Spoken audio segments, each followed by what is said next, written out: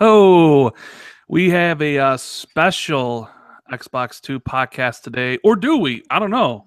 We might not. I'm not really sure. One day you say one thing, the next day you say something completely different.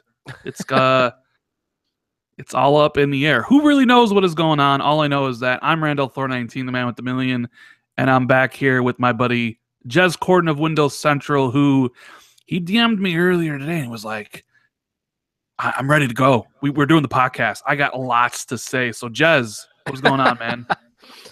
I'm good, man. I'm sleepy. I'm tired. This work's been awful. This week, sorry, has been awful, and I'm so ready for the weekend. But not until we have discussed this week's gaming stuff, man, dude, bro. You know, I made a video earlier where I promised not to make another video about PubG, and I see people calling me out on it. It's not an individual video. I'm not making an individual video about PubG. This is me and Jez having discussion. We were supposed to have this podcast Wednesday, but Jez had something come up very last minute, so I went solo. And we actually talked yesterday. We were going to do it today. You were like, let's do it Friday. And I was like, yeah, sure. So this was already planned. Yeah, and, got to have a topic list to talk about. And, oh, man, Jez got some stuff to say about PlayerUnknown Flip-Floppy. PlayerUnknown Flip-Floppy. Is that what it's called now? I don't know. I'm just making stuff up as I go. That's just funny. making stuff up as I go. So what have you been playing, Jez? Before we get into all the stuff, I know that you just did a gaming awards show on Windows Central. You want to talk about that really quickly? Like what won? What won Sure. in your gaming award stuff? Well, we just did Windows Central's first annual Game Awards. Last year, I did a sort of comedic jazz Game Awards thing where I awarded games based on ridiculous criteria, because I feel like Game Award shows are this huge corporate sort of thing where it's more about money and marketing than actually celebrating games. Who are you, Jeff Keighley? Come on now. I am literally Jez Keighley. That is my new name. But anyway, some people on Windows Central higher ups were like, yeah, we do proper awards for other categories. So I thought, well, okay, if we're taking this stuff seriously, we'll do some Windows Central Game Awards. But I didn't want to just dictate all the winners, because Prey would have won every category. So we actually surveyed our readers and people on social media and people on our Mixer channel, and people voted for surprising things, Rand. They voted for surprising things. How surprising are we talking about here? Like, I mean, couldn't be that surprising. Well, for example, we had a most anticipated game award. I thought Red Dead Redemption 2 would win easily, but Sea of Thieves won easily. So that is surprising. So amongst at least our audiences, it seems people are really excited about Sea of Thieves. So Sea of Thieves won most anticipated game award. Cuphead won Best Art, and Cuphead won Best Indie by a huge landslide. That's no surprise, really. The best Xbox game was quite hard fought between Cuphead, Assassin's Creed, and Wolfenstein 2, but Assassin's Creed edged out in front. And I think that's mainly because of the Xbox One X version being so amazing. So Assassin's Creed won best Xbox game for us this year. What other awards do we have? Did you have best PlayStation game? No, we didn't. What about best Switch game? No, we don't cover Switch. Would that be on the sister website, Switch Central? Well, imore.com covers the Switch, which is weird because they're an Apple-oriented website. I don't know. Android Central covers PlayStation as well, so it's kind of weird. I think one day we might just make a multi-platform game site. I don't know, but I don't know. But it was fun anyway. It was nice doing some Game Awards, and Bethesda retweeted them. Thanks, Bethesda. Yeah, because you're the only person saying nice things about Prey. Well, it wasn't me. It was our audience. Like, we had most underrated game award. Actually, that was quite surprising too. What people were saying was underrated. It was a bit of a fight between Halo Wars 2 and Prey, but Prey had like 3 more votes or something than Halo Wars 2 did. So Prey slightly edged out there. But I think people were mad about Halo Wars 2's expansion not being part of the Ultimate Edition. So I think that might have knocked it down a few pegs. You know, really quickly, like if you're gonna call your one of the bundles of your game that you sell the Ultimate Edition, I would assume it would come with everything the game has to offer. Yeah, yeah, they need to stop doing that. Yeah, or maybe call it the Halo Wars 2, Forza Horizon 3, not so Ultimate Edition. Not so Ultimate, the penultimate edition. Right? I mean, come on. It is like Forza did the same thing. Not Forza Motorsport 7, but Forza Horizon 3. Forza Motorsport 7 almost won Best Xbox Game too. That was like pretty high up. But Assassin's Creed Origins just edged out, man.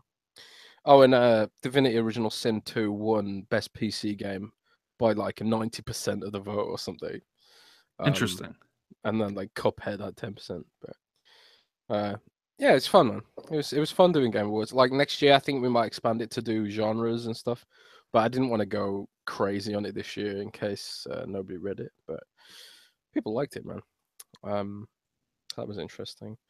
When it comes to games I've been playing this week, sorry, not this year.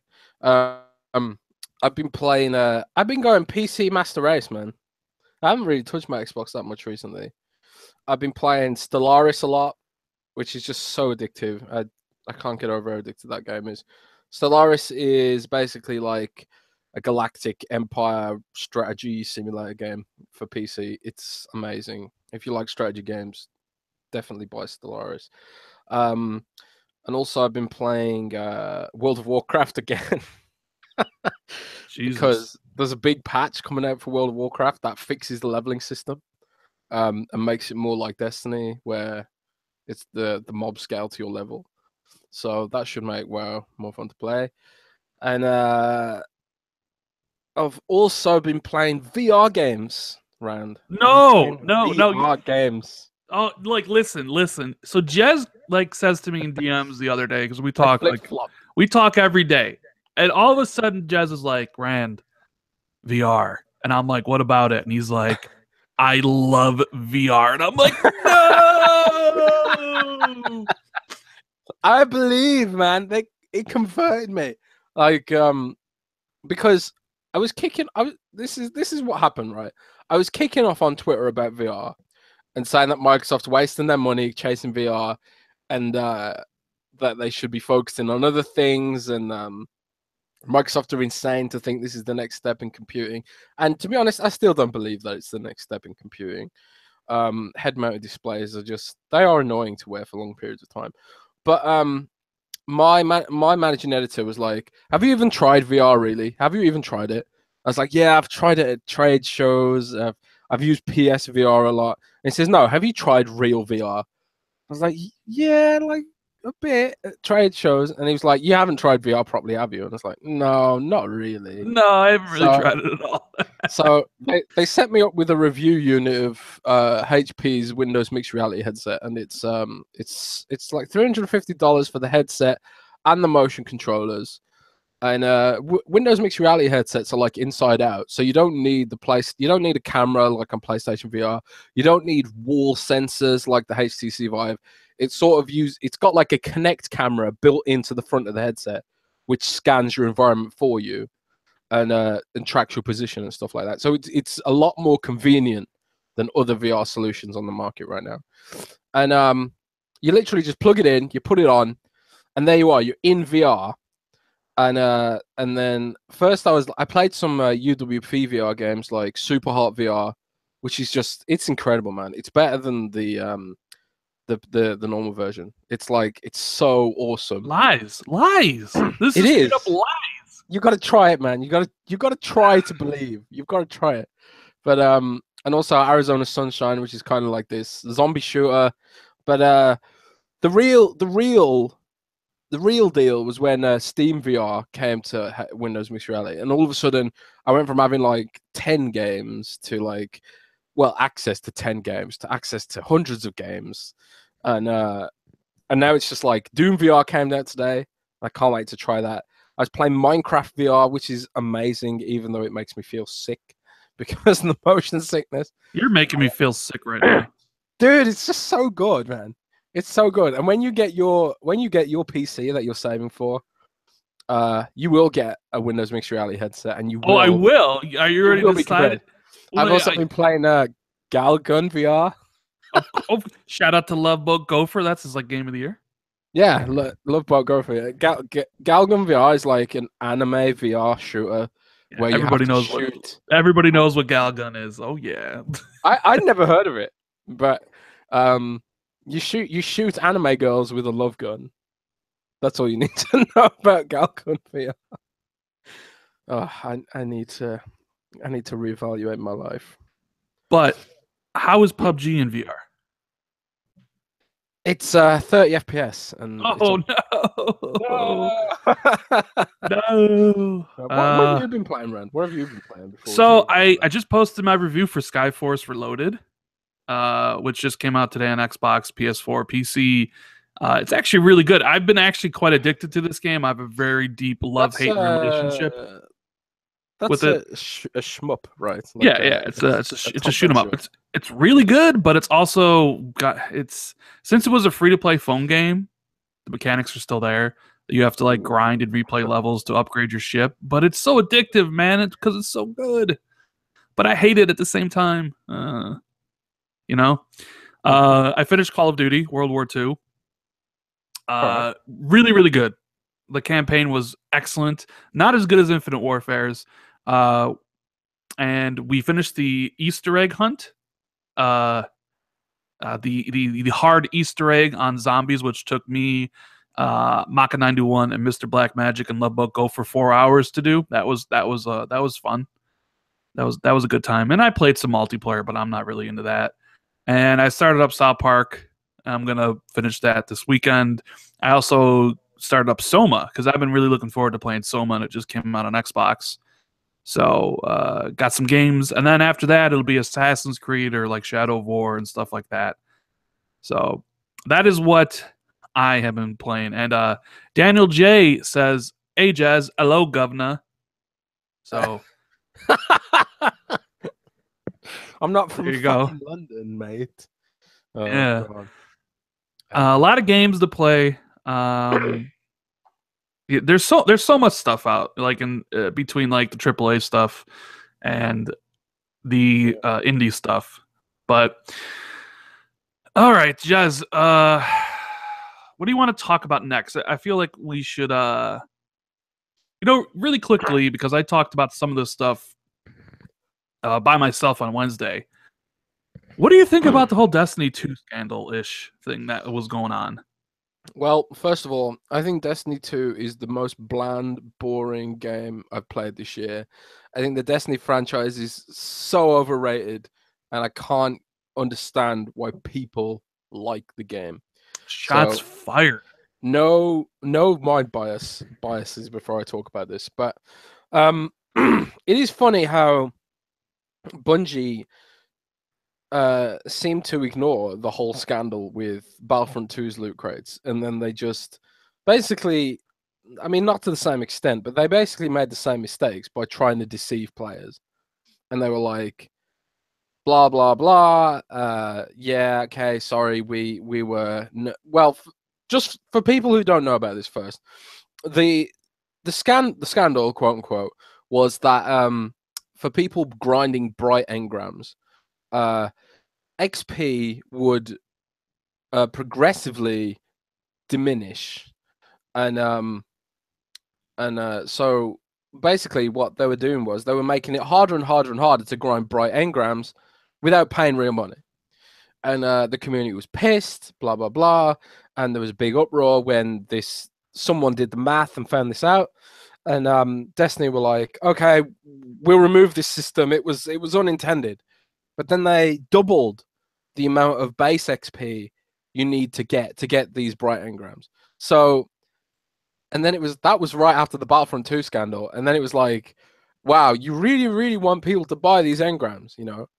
And then Destiny, and then it's sort of the whole thing about Destiny started bubbling over. The lack of things to do in the end game, problems with PvP balance, and the community just sort of had this backlash, because Destiny has this problem of wanting to be a live service, but not really delivering a live service.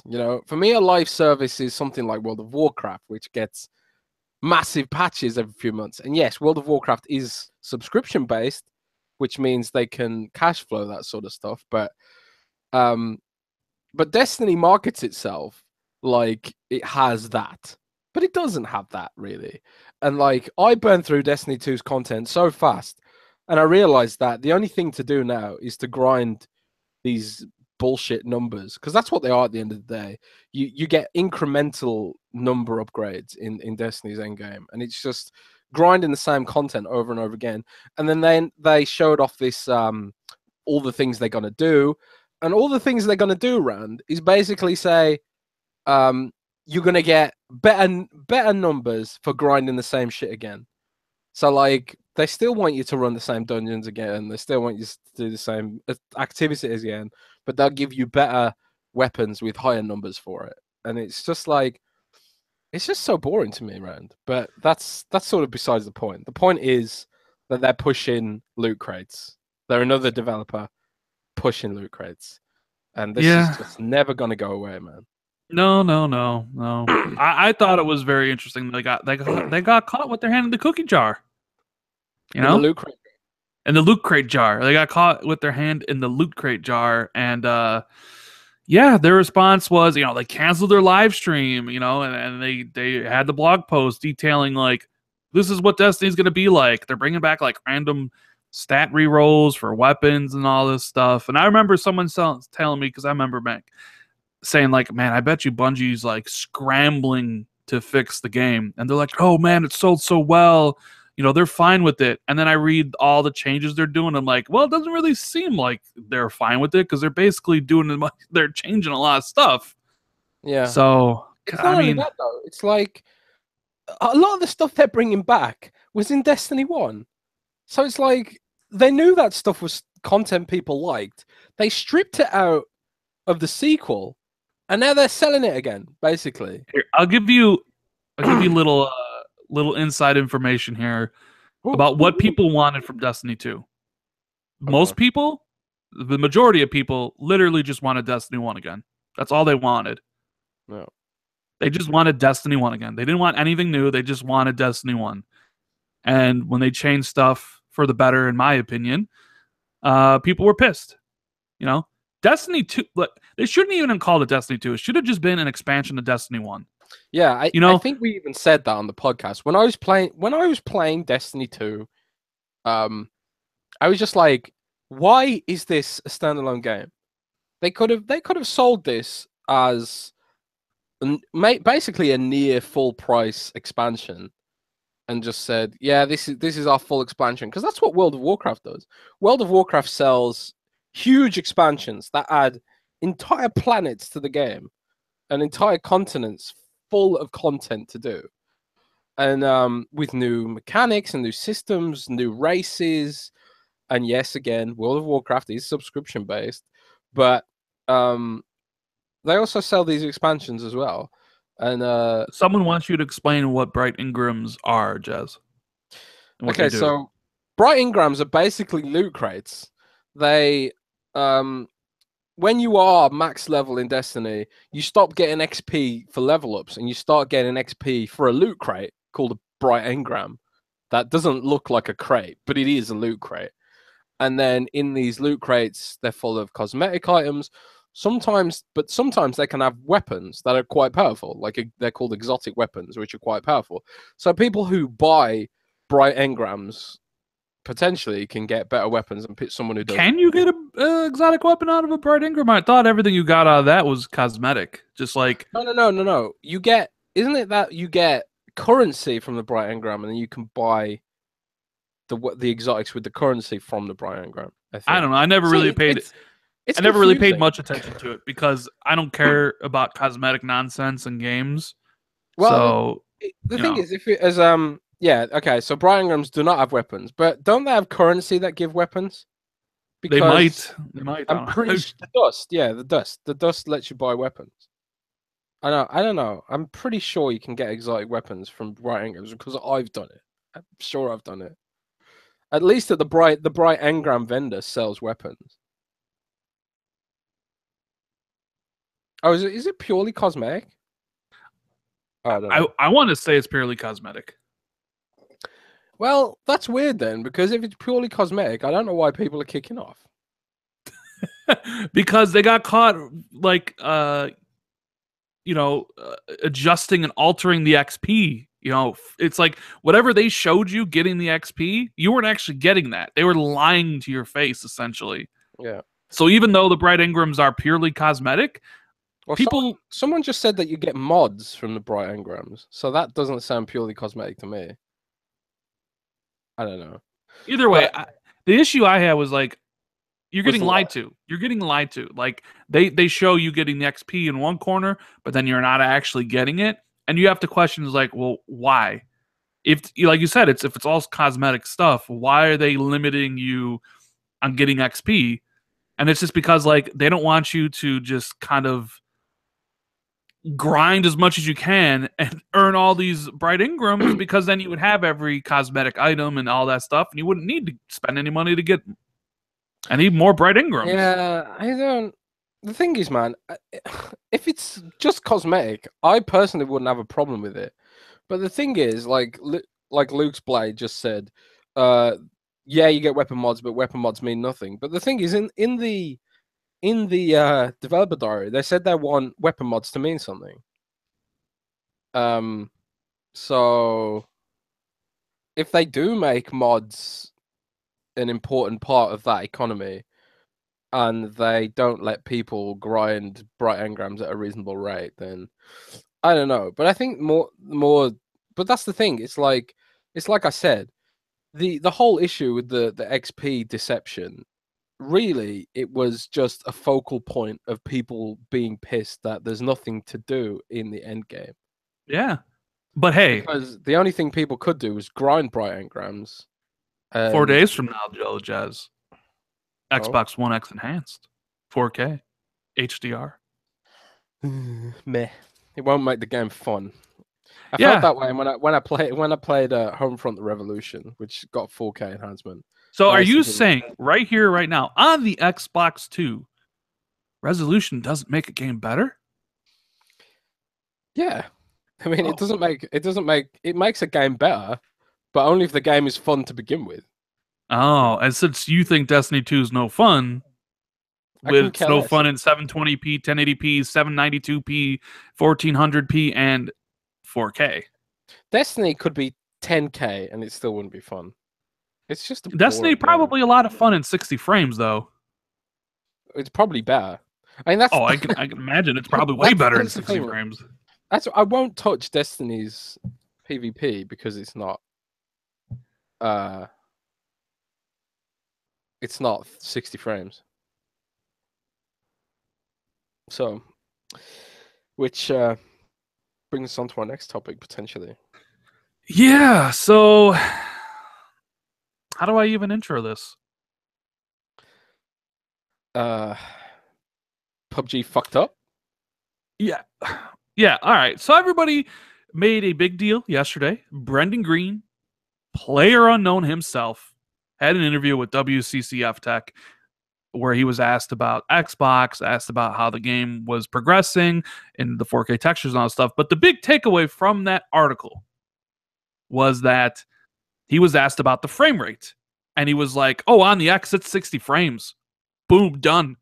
And it was so said matter of factly, like, all right.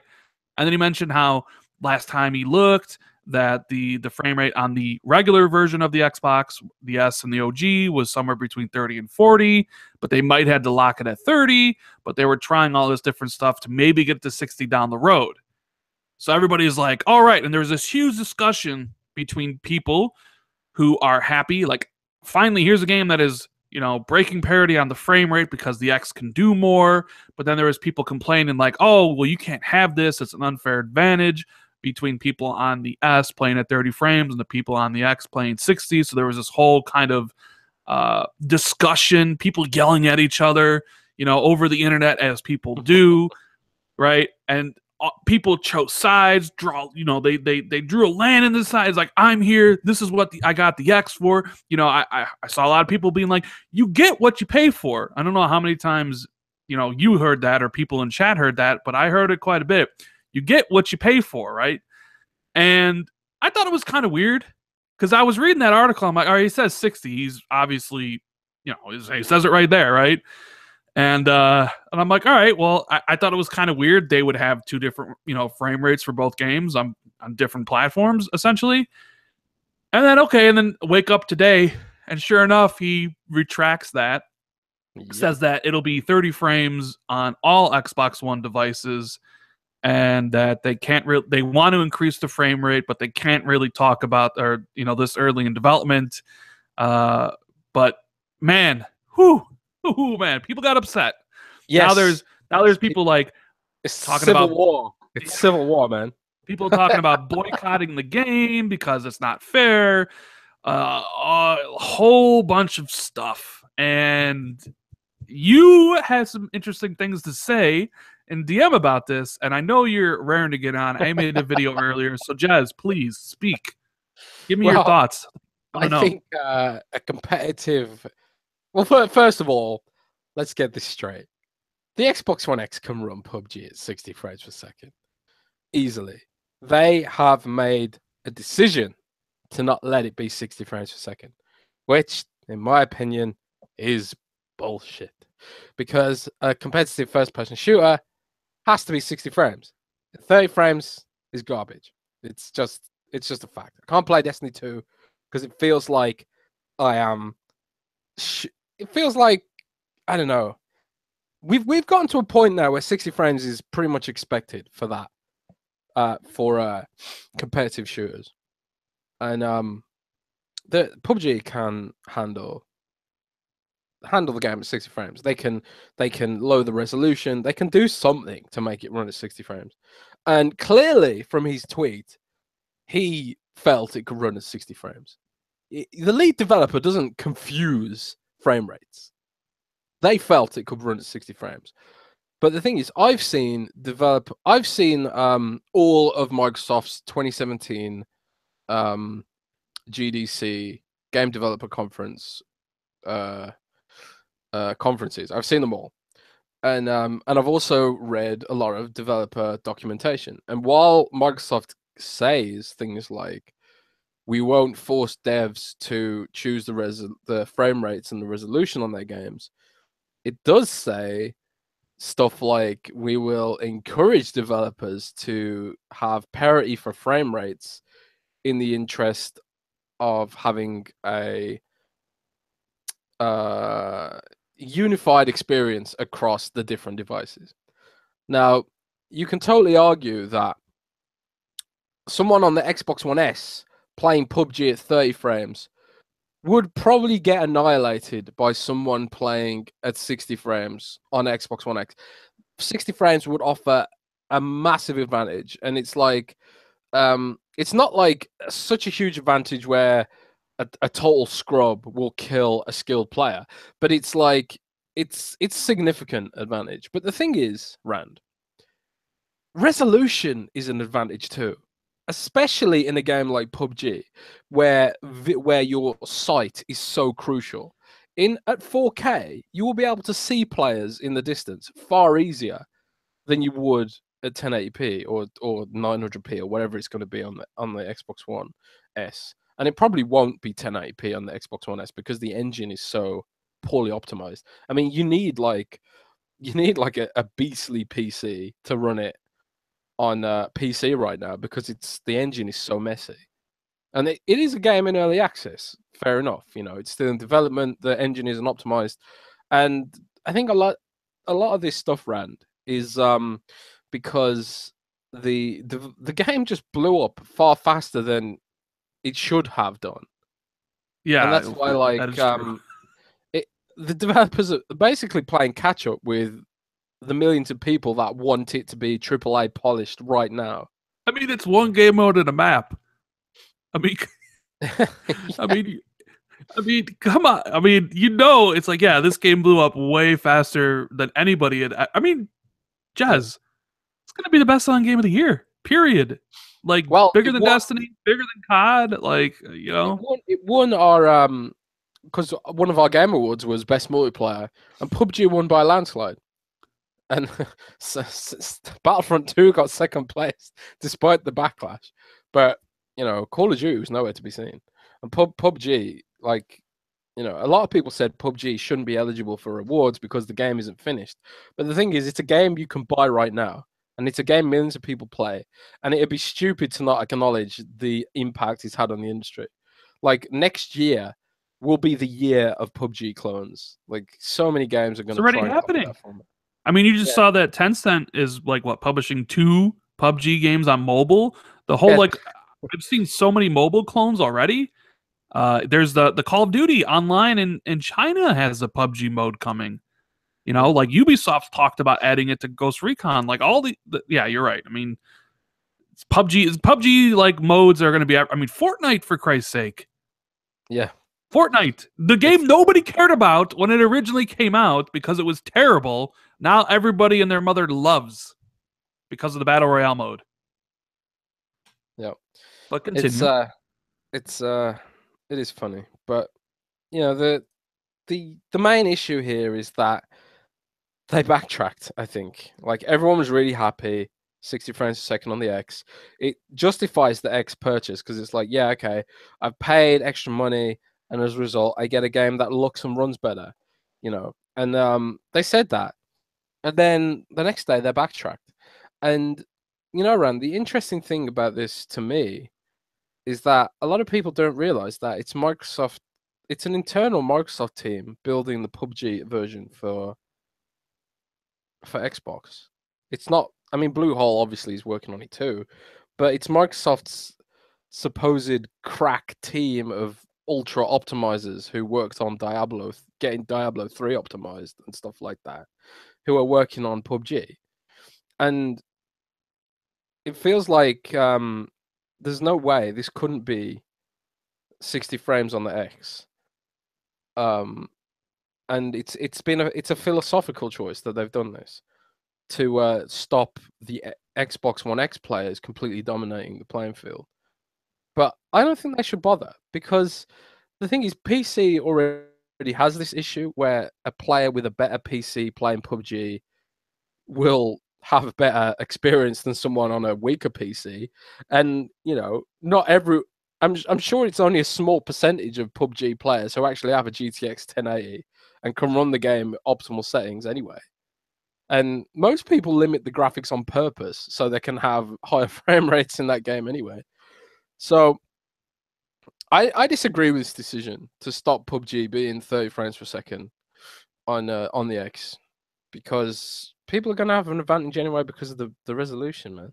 Let me ask you this. Do you think it was always 30 frames and he just misspoke? No, I don't think he misspoke. Well, you yourself, hold on. You yourself just said they're not making the game. Crack team at Microsoft is developing the game. Do you think maybe he assumed that it was 60 when in reality the crack team at Microsoft were keeping it at parity for 30 and he just wasn't up because his focus is on the PC version? I mean, there's a possibility of that, but why not just say that? Why not just say, well, I don't know, maybe he's under NDA and stuff like that. But wherever the blame lies, it's the wrong choice to make. It's nothing to do with the X's power. It's a philosophical decision. And I read this in the developer documentation where developers would be encouraged to maintain frame rate parity because of the potential advantage you get in a competitive game. And let me like, I see some people saying like I'm playing devil's advocate here for a second, like, because I agree with the sense that the way he said it in that interview, it's like he knew. There was no doubt in the way he said it. It's like, oh, it's 60 frames. I was just kind of playing a little devil's advocate there with Jez, Yeah. And I'm just curious. One day you say this, right? One day it's 60 frames, and then literally not even 24 hours later, it's 30 frames. So who talked to him and told him to recant what he said? Did Microsoft, since they're the publisher of the Xbox version, did they call him up and be like, Brendan, Mr. Player Well, Unknown, we can't have this. Like, we told you. well, Like, this is the thing about PUBG, and they keep making these weird PR mistakes, don't they? Because, like we said earlier, PUBG blew up out of nowhere, and they're not a AAA studio. They don't have a massive PR department telling them what to say and what to think, which is why um, they they talked about suing Epic Games for copying their format, which was just like hilarious. You know, if game developers sued each other for copying for their formats, the only first person shooter franchise would be like Wolfenstein or like whatever game Wolfenstein ripped off to be, you know, because Wolfenstein technically wasn't the first person shooter either. But you know, it's games rip each other off all the time. You know, that's how the industry works. And for them to have said they were considering suing Epic Games was hilarious. You know, everyone reacted with bemusement over that. But that just kind of shows their inexperience as a publisher. You know, as a game developer and stuff like that. And I think like when he said it was going to be 60 frames and then backtracked within 24 hours, I think again that's that inexperience coming in. I mean, whenever I've interviewed people from AAA studios, there's always a dude there floating around, right? Who's like like a PR expert, and his job is to basically cut in and stop a developer saying something like that. I'm guessing Bluehole doesn't have that guy yet who stops them from saying things like this, which has clearly created a PR issue, not just for PUBG but for Microsoft as well as the publisher of the Xbox version.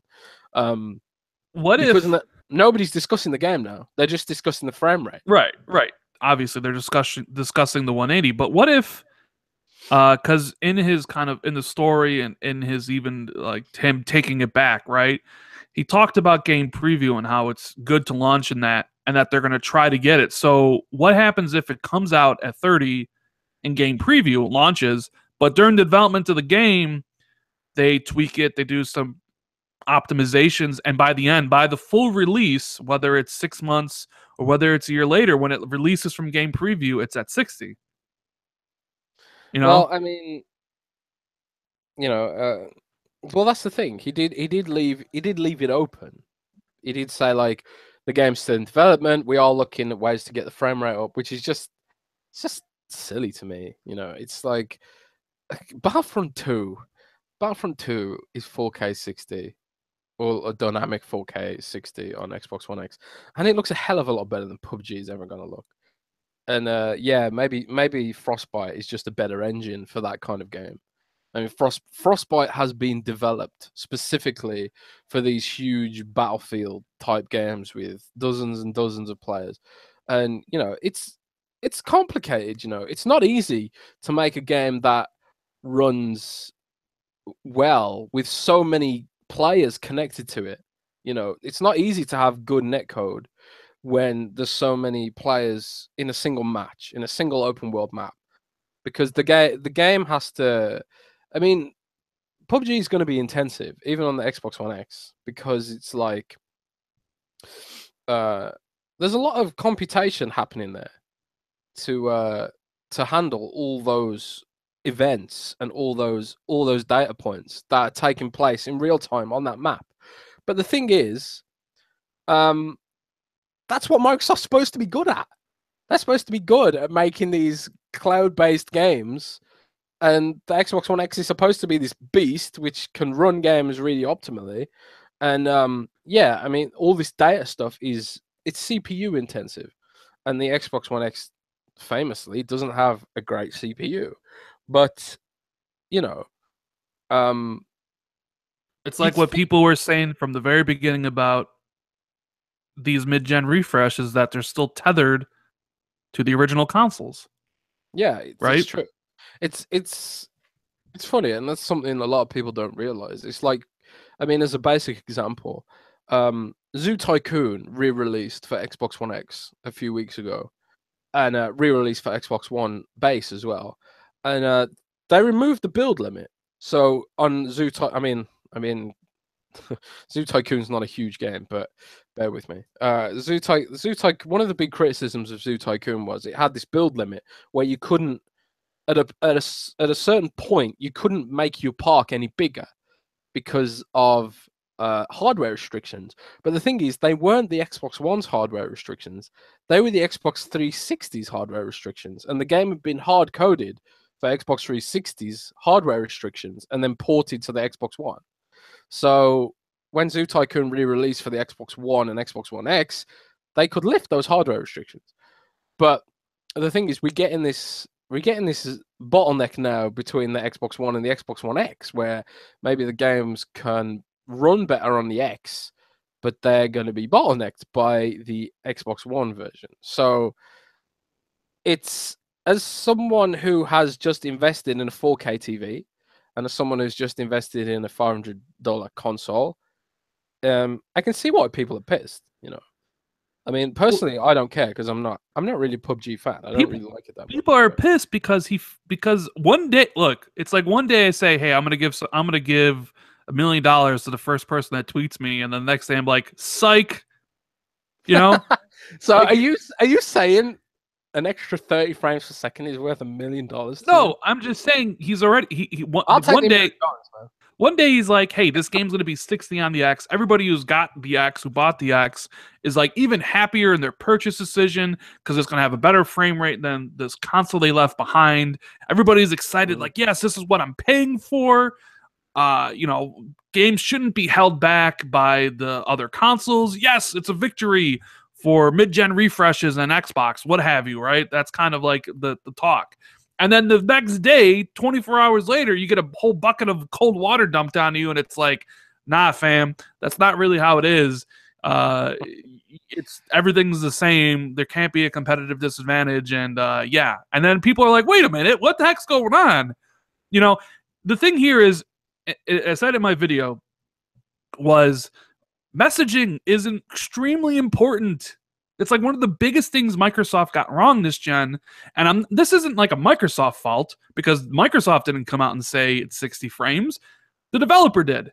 Like, you can't say one thing one day and then recant that the next. You're going to get people upset. I don't know. Like, you stick with the message. Ride that message out. Like, I don't know, man. Like, to me, that's kind of like... Yeah. Well, that's the whole problem.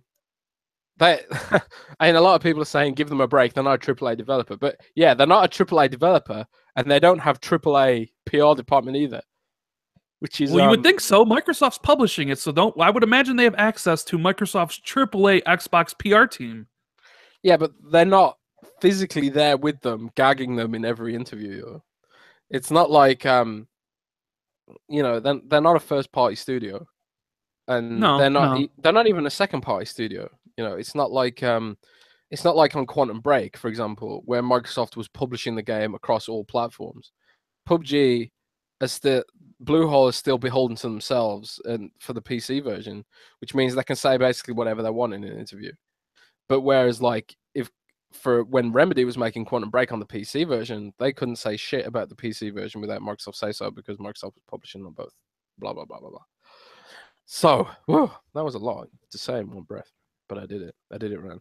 You're the best at it, man. You're the best. Maybe. I don't know.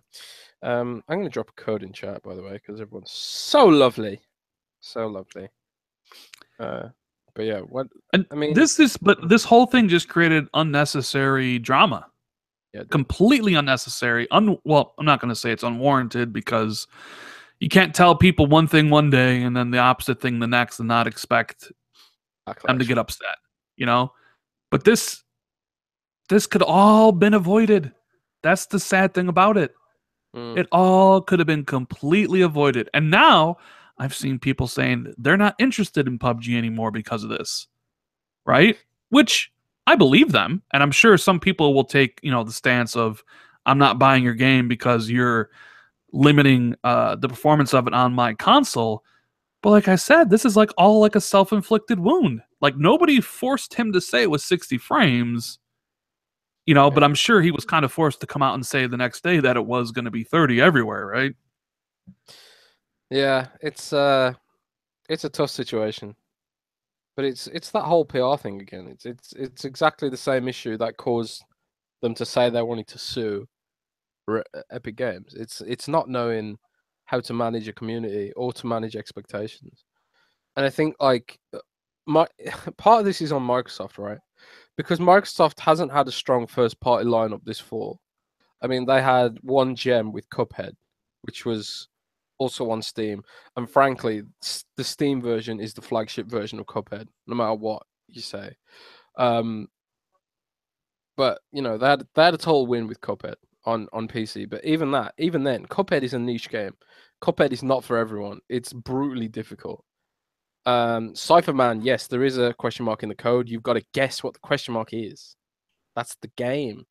But anyway, what was I talking about? So I've totally lost my train of thought now. But You lost your train of thought. yeah, so but hang on a sec. Let me just regain what I was talking about. Do you think this will affect sales of the game in any way, shape, or form? Probably not, to be honest, because it's the Twitter outrage bandwagon is such a microcosm. I mean, to be honest, when you go to an average gamer and say to them, "What's FPS mean?" They won't even know. They won't even know, But what I wanted to say before I lost my train of thought was Microsoft has overhyped this game. You know, they have overhyped this game. They've put unnecessary pressure on Bluehole to deliver something AAA. And because Microsoft have put their stamp on it, people are going to be expecting a AAA game. They're not going to be expecting a clunky, buggy, rough, laggy experience. And the thing is, it's probably going to be that. It's the engine is clunky. It's clunky on PC. It's going to be clunky on Xbox. And I think what this ultimately is a reality check. When they say PUBG is going to be 30 frames per second on Xbox One X, that's a reality check that this is an indie game and this isn't a AAA dev, and this is a game that has blew up out of nowhere, and Bluehole are frankly struggling with it. Tencent are pulling it in one direction, Microsoft are pulling it in another direction, stuck in the middle, trying to appease everyone, and the PC crowd who they're pretty salty too. They're salty about the bugs and the performance of PUBG on PC. So I feel bad for them, to be honest, because they've got this pressure to deliver something, and Microsoft are building this up way more than it deserves to be built up right now. I think PUBG should have been a low key. What they should have done with PUBG on Xbox is what they did with PUBG on PC, a low key launch, and let the game gather steam by itself, so people are aware that it is a game in preview. Because the fact that everyone's gone psycho about it being 30 frames per second, that shows that people are expecting AAA experience from this game. You ain't going to get it, boys. It's not going to be polished. It's going to be a mess. It's probably going to be a disaster at launch. I haven't got high hopes for that game at launch because it's game preview. It's on the box. Do you think that the servers will work? Because that's the kind of the concern I have. This is a strictly online experience, and game preview games don't have the best kind of track record with launching correctly on with their online infrastructure intact. The culling didn't work for a few days. Friday the 13th, even though that wasn't a game preview game, was broken for weeks. What else? Arc didn't really work right. I mean, a lot of these game preview games that launch with an online component, they just don't work. And I have a feeling it's like Microsoft has invested a lot. They talk in a big game. When those servers go live on December 12th, whatever time that is, that stuff needs to work. They've Because I oversold don't it. think They've oversold it. you, Man. you don't. You're Do you totally think right. do you think there's a chance that people log in on December 12th and just like, sorry, servers don't? But aren't they using the Azure cloud servers for their the servers and stuff? Or am I completely wrong about that? No, I think it's a it's a fair concern. Because like I said, then it's a complicated game. It's a netcode thing. And a lot. See, this is another thing. A lot of people think PUBG is cross play because they said in one interview once that they were exploring it. PUBG is not cross play at launch. Maybe in the future, maybe separate servers or something. But no, PUBG is not cross play, and that's another PR thing. A lot of people think that. I've had at least 3 messages today where people are saying PUBG is cross platform between PC and Xbox. It isn't. It isn't. People with a No, they mouse did will say that they crush. wanted to do it, Yeah, but it ain't gonna happen. it's not going to happen. It's that the PC gamers with a mouse will crush people in that game. Like it's not even funny. It's not like Gears of War where it's cover based and you can be kind of tactical with how you play and sort of mitigate the fast turning of a mouse. You can't do that with PUBG. It's a bit more twitchy. There's wide open spaces with no cover. It's not a cover shooter. It's almost like a tactical stealth shooter in a way. But it's not going to be cross-platform, and I think you're totally right, Rand. I think it's fair to expect that even if the servers are good, that doesn't mean the engine is going to hook into those servers properly. You could probably get rubber banding and stuff and lag and stuff like that. It's a wild card, and Microsoft have completely oversold it. Because if that game ain't polished on launch, the way Microsoft have been trying to sell it, people are going to be pissed. They're going to be pissed, man. And people don't want to be pissed about their new console. They don't want to be pissed about that. A lot of fanboys were really riding on PUBG to be the savior of Xbox, the Xbox first party, and Microsoft have been billing it like that themselves too. And I think it's just unfair, man. I don't think it's this is a reality check for people. PUBG is it's a game preview title. I think they put so much pressure on it, or so much on the back of the game because it blew up. Like I'm sure when they made that deal, I didn't. Maybe they thought it wouldn't be as the juggernaut that it is because now it's the most popular game in the world, and we actually have it coming to our platform first. But I've played some of those early access games like the Culling and stuff. Those games don't look good. Like it'll probably look fine on the X and run fine. I mean, if you consider 30 frames fine. I'm kind of curious to see what that game's going to look like and run like on the S. Because there's a big gulf between the power of the two systems. And, you have the situation where it's like, because Microsoft's lineup this year was incredibly sparse, right? A lot of extra emphasis was put on not only PUBG, but Super Lucky's Tale. That shouldn't have been. Like, Super Lucky's Tale never should have had all that, like, kind of like it shouldn't have been the launch game for the X. It was supposed to be Crackdown, but like people look at it like, oh, you're only launching the system with Super Lucky's Tale, and then you have PUBG, and it's like because the year was just so terrible. Can I say terrible? Because it was. It's like you put so much undue pressure on these games that really don't deserve it because, PUBG is a $30 early access game, and Super Lucky's Tale is a $30 kids platforming game, And I don't know. I think that's kind of part of the problem. Yeah. But hey, Microsoft still got to market them. Microsoft's still out there, got to market PUBG, and they have an easy thing. It's biggest game of the year, battle royale phenomenon. But man, I'm just hoping those servers hold day one. And if they do break, let's hope they fix it immediately and not like 5 days later, because people are going to be very, very, very, very upset if the game that Microsoft's been hyping up for so long just doesn't work. And I know what people like, you can't really criticize it, Rand, because it's game preview. Well, it's also nominated for Game of the Year. So if you can criticize, Super Mario Odyssey or Persona 5 or Horizon Zero Dawn or any other game out there that is nominated for those awards, but you're not allowed to with PUBG because it's in quote unquote early access, well, then maybe it shouldn't be nominated for Game of the Year then. Right? I don't know.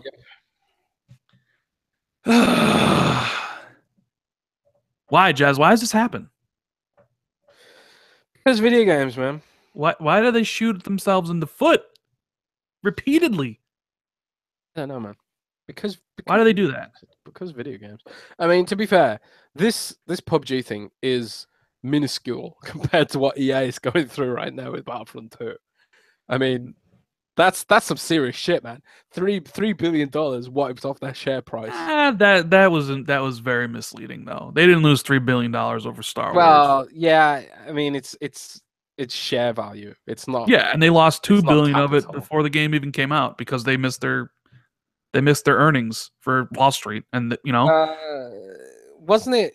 It wasn't their earnings. Didn't they just say we're revising our projections down due to they missed their target. They missed their target, and they lost. And Wall Street freaked, and they lost their money. They lost pretty much all their money there. But yeah, they're going through some stuff. Remember, because nobody wants a purple Darth Vader, right? Or a pink one, apparently. I would play a pink Darth Vader.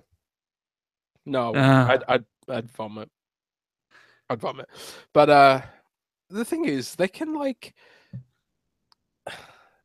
salvage that game, dude. Rand, I gotta tell you, I actually love Battlefront 2. It's so much fun to play, and it's my favorite shooter this year for multiplayer shooter. It's so much fun to play. What did you call it when we were talking today? What was your name for Battlefront 2? What'd you call it? I can't remember. I remember. You called it Battlefuck 2. Battlefuck 2. I also called Battlefield Battlefuck 1 because it's just a habit that me and my friends have. But I've been calling it Loot Crate Front as well a lot. It's the game that I hate to love and love to hate because the gameplay is so amazing. The combat is so much fun. The Star Wars experience is so authentic. The graphics and the sound is so good. The space combat is so good, Rand. And they fucked the whole game with this awful progression system. I just want them to salvage it. I want them to salvage it, man. But that's the weird thing about that, Rand, is EA hasn't said a goddamn thing about what they're doing with it. They haven't even said we've got a developer diary coming like Destiny did. Nobody knows what's going on with that game. Because I'm sure Disney doesn't want them to say anything because the movie's coming out in 2 weeks. They probably told them, lay low, stay quiet, don't say a gosh darn thing until this movie is out, and then in January, when we made all of our billions and billions of dollars, then you can speak about it. Until then, shut your mouth. Yeah, that's what Disney said to EA. SpongeBob said, "Star Wars is shite. Let's go Star Trek." Can I ban him for that? No, don't ban him for that. But you can ban other people if you want. Now, Jez, we do have one other topic, which is pretty interesting that Windows Central ran an article about. I was going to do a video about, but just didn't find the time. And that is about Satya Nadella. You want to because this is pretty important stuff. This is pretty important stuff. Yeah, so recently Satya Nadella was talking to shareholders this past Wednesday, and during the call, Satya Nadella reaffirmed Microsoft's commitment to gaming and outlined plans for a large expansion. Now, Microsoft is investing a stupid amount of money in its future right now. They just announced a huge revamp of its campus, which is going to cost hundreds of millions of dollars in rebuilding.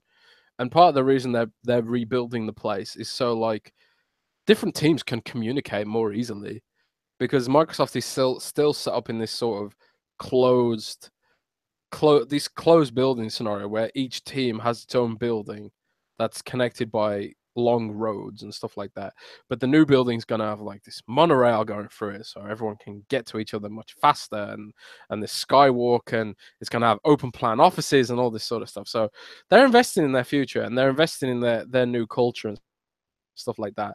And gaming is a big part of that. And so the exact quote from Satya Nadella, which I've got right here, is, "We are mobilizing to pursue an expansive opportunity in the 100 billion gaming market. That means broadening our approach to how we think about gaming end to end, about starting with games and how they're created and distributed and how they're played and viewed." So even though that statement sounds quite vague, if you're in the know, you kind of know exactly what he's talking about there. He used pretty vague language to describe what their plans are to shareholders who probably aren't, frankly, probably aren't gamers, you know. And although I'm sure they understand the gaming industry, and they certainly understand that $100 billion part of that statement, but stuff like how we think about gaming end to end, about starting with games and how they're created and distributed and how they're played and viewed. There's a lot of clues there as to what he's thinking. So let's just unpack this for a second round.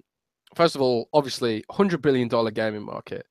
Obviously, the opportunity in gaming is huge, and everyone always says Microsoft should sell off Xbox, blah blah blah. But the fact of the matter is, huge player in this space. They've got 53 million active Xbox Live subscribers, and those guys are buying movies, they're renting TV shows, they're buying games by the truckload, and they're subscribing to Xbox Live, and now they're subscribing to Xbox Game Pass too, and all of that is giving Microsoft tons of cash to play with on the Xbox side of things, you know, and so it's obvious as to why Microsoft is interested in this area, and according to some reports I've seen, Xbox is actually worth more than Windows right now. Nah, So, really? Windows built the company, man. That's pretty huge. It's true. well, I saw this pie chart from 2016 that an Xbox was a larger part of that slice than Windows 10 was, but that might be because of write downs from Windows 10 Mobile and stuff like that. So it's a little bit confused there, the figures maybe, but the fact of the matter is, people aren't paying a monthly subscription to use Windows 10, but they are paying a monthly subscription to use Xbox.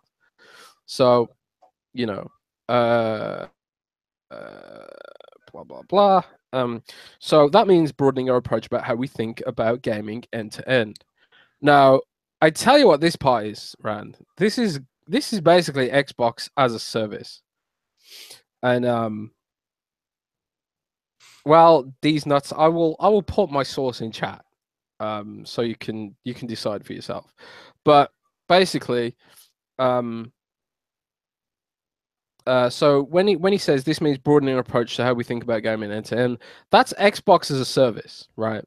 So this is a future where you will be able to use Xbox on any device. You'll be able to stream your Xbox games from the cloud to your phone, to your tablet.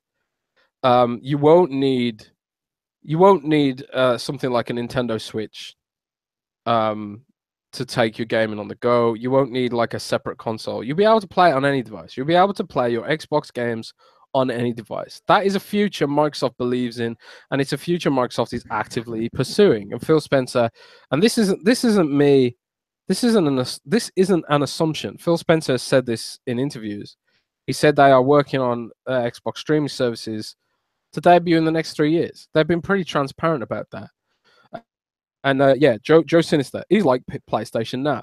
You know, it is going streaming, and that's just the way it's going to be.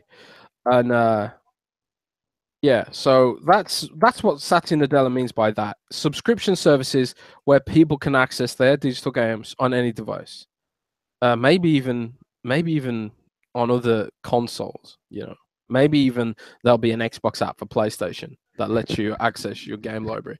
That's Whoa. What? Yeah. No. Seriously. I think that, but maybe not PlayStation, but possibly Nintendo Switch. And, you know, if it's on Android and iOS, you've got to think that it's possible that it could hit other consoles too. I mean, I agree with you looking at his statement about, you know, because he says we got to start about how games are created, distributed, how they're played and viewed. And I do think that leads into like a streaming service because Phil's even talked about one, right? Like how they're planning on launching one, and that kind of all makes sense. And if they're planning on changing how they're distributed, and I mean, how are they distributed right now? They're distributed at retail through game cases, and they're distributed through digital, right? Which means if you're changing that kind of mentality, well, what's the only thing that you can really think of? Like, well, delivered streaming, which isn't really that big of a thing yet. And then he talks about how they're played and viewed. I'm assuming how they're viewed would be more like Twitch and Mixer, right? Yeah. And stuff like that. But I mean, I honestly can see a Xbox streaming service, on phones, on tablets, on PCs, where it's just like, hey, you subscribe for the low price of $15 a month, and you can play it wherever. But I mean, you kind of just said, oh, what if you just log into PlayStation and there's an Xbox app, and you can just play Halo 6? I think it's totally possible, man. They just put Office on Chromebooks. They don't care what platform their services run on. They put Microsoft Office on Chromebooks. Chromebooks are destroying Windows, right? They know the future is not native. The future isn't native. They know this. This is why they're happy to put Office on Chrome OS, because the future is the services you subscribe to. And while I'm totally sure that Xbox is gonna always have native hardware, because streaming has problems. It has latency. It has artifacting, because of latency. Like, you won't get a crisp 4K stream in the next 10 years, probably, to be honest. But you'll be able to play Xbox games in a rudimentary way on other platforms. And I think Microsoft are going to put it on everything. I think they're going to put it on Chrome OS. I think they're going to put it on Android phones. I think they're going to put it on iPad. I think they would totally put it on Nintendo and Sony PlayStation 2, because of how the company's culture has changed. They're moving away. They're moving to a future where everything is service-based, streamed from the cloud, and that future is not. It's not in the immediate future. It's probably decades out, where the internet is fast enough to deliver that kind of experience. And Jay Gott made a good point there, that I'm not sure the streaming thing is going to happen with the net neutrality being killed. That's a big hurdle to it as well. This future isn't certain, but Microsoft wants it to be certain, and I know Microsoft's working on this technology. They're working on this technology not just for Xbox games. They're working on this technology for all sorts of programs. They showed Halo 4 running on a phone via the cloud years ago. Famously, like 2 years ago, they showed that happening. So this stuff's going to happen, but it's not going to be easy, and it's going to take time. But this is where it's going to, and I'm not even sure people are going to be very accepting of that. Like, I can already see people do accept it though. But I can already see the conversations of Xbox exclusives on on Switch or PlayStation though, and those I believe that could happen. I've seen Office on Chrome OS, so I believe that could happen. I've seen Satya Nadella on Apple's stage to talk about Office for iPad. These are weird times, man. And this is how Microsoft operates now. They don't care what screen you're using. They just want you to use their service. And I think that's totally going to happen. And it's only really the fanboys who care. I mean, nobody cares that Minecraft is on everything. Nobody cares about that, because Minecraft is an industry unto itself. And Microsoft wants more Minecrafts, They don't want more fire and forget linear games. They want more Minecrafts. They want people connecting to their services on all platforms. And Minecraft has all the cosmetic DLC. It has the realms that you subscribe for. I know so many people who have a realm that they pay for just for their kids to play with their iPads and their phones and stuff like that. That's why Microsoft wanted Minecraft in the first place. The return on investment from Minecraft is insane. It's insane. They pay billions of dollars for that for a good reason, because Microsoft knew it aligned perfectly with their vision for what the future of gaming looks like, and it aligned perfectly with their tool set for creating dedicated servers and streaming games from the cloud and having this cross-platform engine like Minecraft has. And yeah, Minecraft isn't a very complicated looking game, so it's very, very easy to create that sort of tool set that can run across all these sorts of devices. But you have to envision that as we move into the future, games that work across platform today on today's hardware, maybe they have to look like Minecraft, but in the future, maybe even AAA quality games can have these sort of pervasive cross-platform experiences. And that's why like, for example, Sea of Thieves can run at like 480p. So in theory, you could probably have Sea of Thieves running on an ARM based mobile device natively at a really low resolution. And I almost feel like Sea of Thieves, there might be more to Sea of Thieves than we realize right now in terms of it being a service. Oh, really? I really do think that, because it's built from the ground up for UWP, and it can run at a very, very low resolution.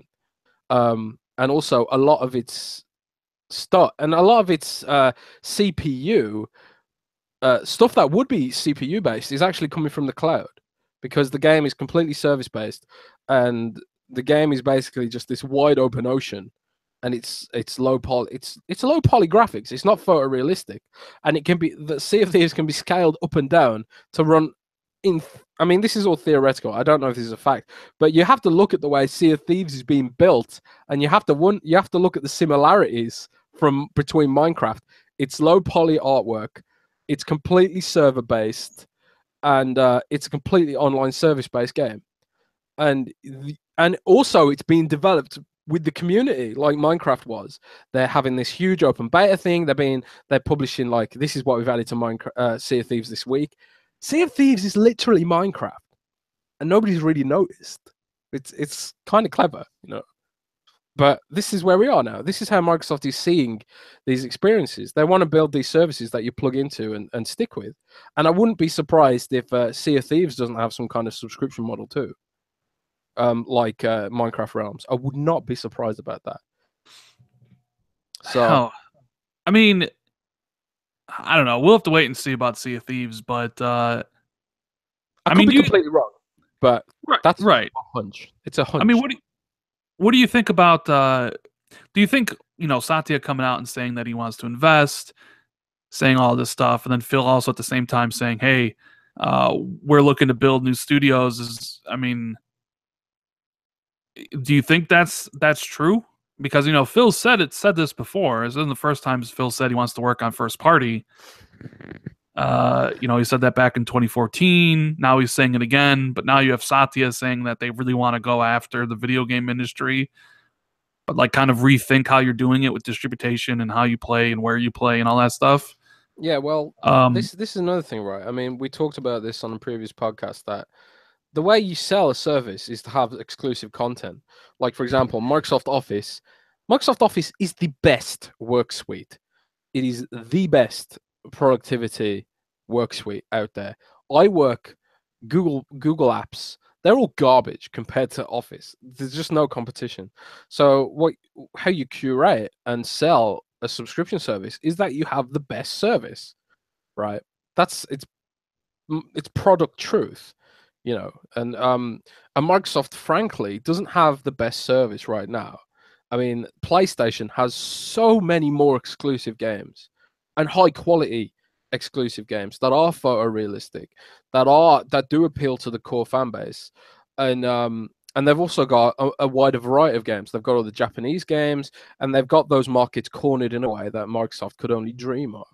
But I think Microsoft realized that in a world where the service is God. They need the content to match, and that's why Windows Phone failed, because it didn't have any apps. And that's why, like, in the future where PlayStation Network goes head to head, PlayStation Now, sorry, goes head to head with Xbox Live subscription services. Imagine that right now, that PSN and all the games it has went head to head with Xbox Live and its stream service with all the games it has. It's tough to call, because at least Xbox has the backwards compatibility stuff, but PlayStation has so many more high quality exclusives. So it's like, which would you rather subscribe to? And Microsoft knows that. So you have to believe that Microsoft is looking to invest in exclusive content, because that's the only way they're going to be able to sell that service versus the competition. And it's not just PlayStation here; it's Tencent as well, because Tencent has basically its own storefront in China. Tencent controls Android in China, not Android. They not Google. Sorry, there isn't on Tencent phones. There isn't Google Play. They've got their own app store, you know. So that's the model they're looking at. They're looking at Tencent and all the exclusive games that are exclusive to Tencent Android phones. And yeah, Tencent is a beast, and the whole industry is afraid of Tencent. So when you're thinking about the future of Xbox, you have to look at what Tencent is doing in China with its own app store, its own Android app store, which is beastly. It is absolutely beastly. It's completely dominant there. Google doesn't even have a foot in its own operating system in China because of Tencent's complete dominance. So Microsoft needs to sort it out, because the Windows Store has no apps and the Windows Store has no games. It's only really Xbox that has this quality library right now. And the only way they can fix that is to bankroll it, man. And I think Satya Nadella understands and appreciates that. And Phil Spencer is the guy that can convince Satya of that, and convince the finance teams to say, look, Tencent is the dominant force here, and we don't have a mobile platform. We don't have mobile apps, and we don't have the Android dominance that they have. And this is another reason why Microsoft's exploring Android so much now too. So that's where they're looking at, man. And that's the only way you can do that, is to invest in content. So hopefully, man, we will get some quality games out of it. I hope people realize that Jez just kind of dropped a lot of nuggets of information. I let him talk because I'm kind of just sitting here taking the information in. So hopefully people in chat, Jez may have just laid out the future of Xbox to a certain degree. A reliance. A lot of this stuff isn't. These aren't leaks. These are just the way that it looks like, and from conversations I've had with Microsoft executives. And Microsoft executives, they always talk about Tencent, man. They never talk about Sony. They never talk about Nintendo. It's Tencent they're afraid of, and it's Tencent that PlayStation is afraid of, and Google's afraid of in the gaming space. Tencent is a tour de force, and they're expanding into the West rapidly, and they're poaching Microsoft staff. Tencent are stealing Xbox staff, by the way. What? Yeah, Tencent are hiring people from the Western gaming industry because they want to expand to the West. And Tencent they're a whirlwind, man. Like, look into them. They're No, I mean, I know. No, I've had conversations with people at Xbox, and you are right. They hardly ever mention PlayStation, but they do talk quite a bit about Tencent. So it is interesting. And like, I'm sure a lot of people are going to be happy when they get those exclusives, because Satya said they're talking about creating games. And I'd imagine when Phil talked about that streaming service, my first thought was streaming to where? Because it's not Xbox. Because what does an Xbox user need a streaming service for? PlayStation uses PlayStation Now as their backwards compatibility program, right, where you stream it. But Xbox has that kind of natively on the system. So what exactly would Xbox users need a streaming service for on Xbox? And the answer to that question is they wouldn't. So the streaming service is for other devices, for Xbox to be on other platforms. And then you combine that with the fact that it's 3 years out. A lot of these exclusive deals that Phil said he just signed, they're probably 3 years out. You're looking at like a meeting point there. There's some strategy going on behind the things that they do. So it's going to be interesting to see how that plan takes out. And plus, net neutrality, like if that gets repealed, does that affect the plan in any way, shape, or form? Well, this is Microsoft have been trying to account for this as well, because Microsoft are building their own cables there across the Atlantic. So it's like Microsoft realized that they can't rely on ISPs to deliver its services, and Microsoft are laying its own cables because of this net neutrality stuff. So to some degree, Microsoft is trying to mitigate the volatility of the US ISP market, which is garbage, frankly. It's corrupt and there's no competition and it's terrible. I mean, I feel so lucky that we're in Europe. We have so much internet competition that we got good speeds, uncapped, and it's really cheap. And there's no one trying to repeal net neutrality. But Microsoft knows it can't rely on US ISPs, which is why not only Microsoft, but Microsoft and Facebook and Google, they're all laying their own cable so they can bypass ISPs. So, I mean, I don't know if you saw this news, Rand, but Microsoft built a huge fucking cable across the Atlantic Ocean. And yeah, but I mean, like, unless like consumers are going to be able to buy internet directly from Microsoft, like, well, Microsoft are working on eSIM technology as well, where you can have internet connectivity without having a SIM card. It's like an electronic SIM card. So Microsoft are looking into this stuff,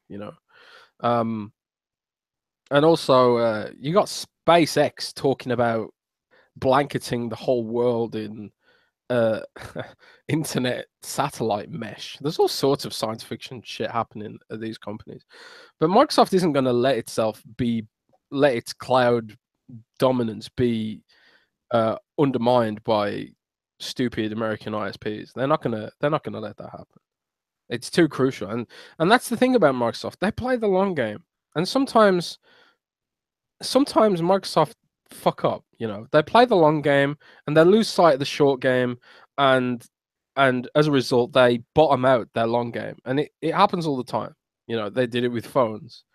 They did it with other stuff too, and Microsoft get this stuff wrong a lot. But the thing is, I think the team that Microsoft has right now, between Satya Nadella and at least for Xbox, between Satya Nadella and Phil Spencer, Phil Spencer is far smarter than people can even realize. Phil Spencer knows. He's heard the criticisms, but the thing is, he's also got access to data that we don't have. They don't make these knee-jerk decisions all the time. And yeah, Phil Spencer can't literally control everything, but he knows full well where the industry's going and where this is all moving. And everything that they are doing right now is putting Xbox, trying to make sure Xbox has a future in this volatile future, And Phil Spencer knows what he's doing, man. I would not have. I mean, before, when Phil Spencer had to answer to Terry Myerson, and I question Terry Meyerson's strategy a lot, but now that Phil Spencer answers directly to Satya Nadella, things are different, man. And I do think things will get better. Someone just said that you're fanboying on Uncle Phil. Dude, I totally fanboy over Phil. Phil's a genius, frankly.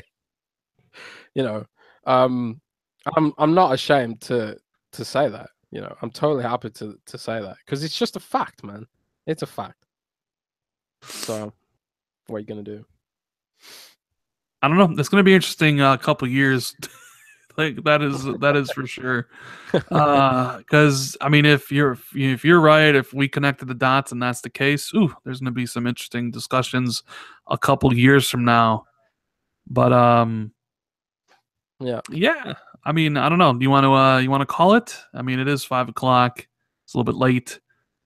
You want to take a Yeah. couple questions, like maybe like one or two? We'll get out Yeah. of here. Let's take a few questions and then we'll get out of here. Anybody want drop any questions for us? Make sure to leave them in chat. We will answer them. And then Xbox 2 next Wednesday. Okay, so next doc says Phil's a genius question mark. Then where the hell are our first party studios and exclusives? Well, there you go, Jez. Takes fucking time, man. And don't forget that Phil Spencer has been bottlenecked by Terry Myerson for the last few years. Terry Myerson was in charge of Windows, and even though Phil Spencer was able to speak directly to Satya Nadella before, Phil Spencer wasn't part of the senior leadership team. He wasn't privy to those meetings all the time, and he wasn't able to shape the entire cohesive strategy of Microsoft like he is now. Like the reason Phil Spencer's on the senior leadership team is because the only reason Windows is still selling is because of gaming. People don't need a Windows PC anymore unless they're running intensive professional software like Adobe Cloud or and even then, soon Adobe Cloud is going to be cloud-based. Soon you'll be able to stream Adobe Cloud to any device and you won't even need a Windows PC. Windows is dying. Windows is literally dying. The only thing keeping Windows going is Steam right now and Win32 games. That's the only thing keeping Windows alive. That's why Phil Spencer's on the senior leadership team, because gaming has become critical to the future of both Windows and obviously Xbox, because Xbox is gaming. So now that Phil Spencer is in that position, he can start enacting his strategy a lot better than he could previously. Before, he was basically a caretaker of Xbox and gaming, and still was beholden to the Windows strategy, which he had no control over. But now he's on the senior leadership team. He can say, "No, you're doing this wrong, Windows. You need to be doing this," and he will do it. And I think that Phil Spencer did what was in his power to do now, which was solve the console stuff and blah, blah, blah. But now that Phil's on the senior leadership team, he can start shaping the entirety of Microsoft's strategy for the better. And we will get this. We'll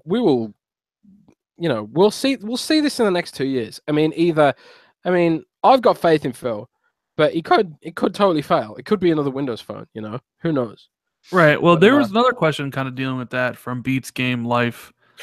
As will Sony and Nintendo accept an Xbox app on their hardware? Since you kind of mentioned that might have been a possibility. Sony, the thing is, I don't think Sony will, because Sony can compete in that space. But I don't think Nintendo have nor want the infrastructure to deliver that kind of service. Nintendo don't need to deliver that kind of service because their IP is so strong. Nintendo's IP is Nintendo like the Disney of gaming. They're immortal. You'll never kill Nintendo. And their games, they just care about creating fun experiences. So I honestly think for Nintendo, if for them having an Xbox app on Nintendo, and maybe Nintendo gets a cut of that revenue as well, I think Nintendo would totally allow it to run like AAA games on the Switch that maybe the Switch isn't powerful enough to run. I think that would totally happen personally. Sony, maybe not, because Sony has the infrastructure to deliver that themselves, and they wouldn't want the competition. But I totally believe that Nintendo could be a candidate for that. So I almost see like Sony allowing it just because they would get a cut of the subscription, obviously, if there was a fee, and Sony would think to themselves, well, we would be able to keep PlayStation guys on our console with no reason to get an Xbox. Yeah, so, I mean, there's Sony are more about the hardware sales than Microsoft is. Well, they're a little changing there, remember, because their new dude who's running the show. Yeah, they're changing too. Everyone's changing. The industry's evolving. Monthly active users is starting to get where it is. let's see what else. What else we got here? Uh, would Xbox be done if Don Matrick was still in charge? Oh, that's a good question. Where? Uh, that's hard to say. That's really hard to say because I don't know, man. It's hard to say. I don't know what I don't know how Don Matrick and Satya would have interacted, but it does seem to me that what Xbox needs to weather its future isn't just a businessman. They need a true gamer, and Phil Spencer's a true gamer. I don't think Don Matrick was a true gamer. He was a savvy businessman, and he analyzed a lot of data and stuff like that. But I think Phil Spencer's better positioned to predict where things are moving and stuff like that. Um, so it's hard to say, you know. It's I'm honestly not that familiar with Don Matrick. Sort of all my knowledge of Xbox sort of came in right after Don Matrick left. That's when I really got into this and really got into the nitty gritty. I need to research that some more, maybe. What do you think, Rand? I never liked Don. I always kind of felt he was a used car salesman. The fact that he was the leader of Xbox during the whole Connect thing, I never agreed with that approach. The fact that they doubled down and made it like, oh, we're going to change the way you own games and Connect and all this stuff. I was just like hoping it all kind of failed, which it did. And then he left, obviously, because he had to be the fall guy because he was the one in charge. Here's the thing. I think Don Matrick's a guy that works best when he's ahead. Like with the 360, he came into it with a product that was already extremely successful, and he could kind of flex his muscles and get the marketing deals that people and he wanted because he had connections with EA and stuff, right? So he's a front runner. He's what I would call a front runner. He's not somebody that I would entrust to being able to rebuild something. I mean, he went to Zigna after Xbox and pretty much destroyed that company too. So he was put in a position to kind of succeed because the Xbox 360 and Xbox Live had the groundwork laid out for it by Jay Allard, by Peter Moore, by everybody there, and he came in and just kind of like started, he just was running along with it, and he made a lot of deals. But as soon as like his vision was thrown aside and nobody wanted it, he just was gone. Like he didn't want to sit there and rebuild because his whole thing was being the front runner. So, I don't know. Who knows where it would be? Yeah, I mean, I don't know. I think it is more to the thing with the CEO of the company, Ballmer left. So like you said, would Matrick and Satya see eye to eye? And if Matrick and Satya didn't see eye to eye on stuff, then remember, because one of the reasons Satya likes Phil is because of the whole Minecraft thing. Like Phil was pushing for that, and at the time, remember there was like his boss wouldn't approve it, and his boss at the time would have been who? Don Matrick. So, maybe Satya and Don Matrick don't see eye to eye and he leaves anyways. I mean, who knows what happens to Xbox and that thing. So Minecraft has been such a great purchase for Microsoft. I think I read the other day there's like 2.5 million subscribers to Minecraft Education. That's crazy money. That's crazy. There are schools subscribing to Minecraft to help teach kids to code. And that's exactly the kind of thing Satya Nadella wants. So Minecraft is the biggest win for Xbox in years, and nobody realizes it. And the funny thing is about Minecraft, it's on every fucking platform, and that's what Microsoft wants. And that's honestly, that's what AAA publishers want across the board. They would love it if Microsoft could give them a system that would let them put Skyrim on an Android phone. They would love it if Microsoft could give them that system, because porting a Win32 game to Android or ARM ain't easy. It's nigh on impossible in a lot of cases.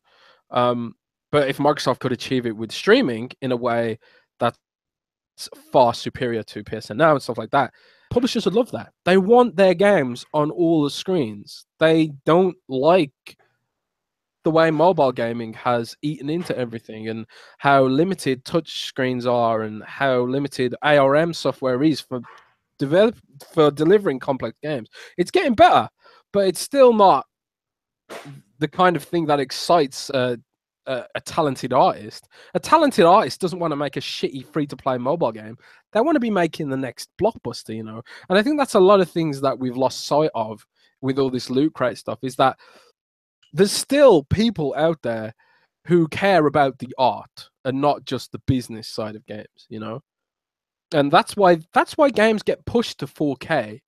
It'd be cheaper to make a 1080p game with crappy assets and stuff like that. But the thing, games get pushed to 4K because artists want to create art. They want to create games that look amazing. And like Assassin's Creed Origins would have been far cheaper to make at 720p. But they wanted to make a 4K version because it's fucking stunning. You know? It's a work of art. I can't get over how beautiful Assassin's Creed Origins is. And hundreds of people sat there working day after day, crunching. You don't do that unless you're insanely passionate about what you're doing. Well, also, you could say the same for Star Wars Battlefront 2. Look at all the artists and everybody that had nothing to do with the loot box and all that stuff, created a really fantastic looking game. Exactly. But all everybody talks about Star Wars Battlefront is the business decisions behind everything, right?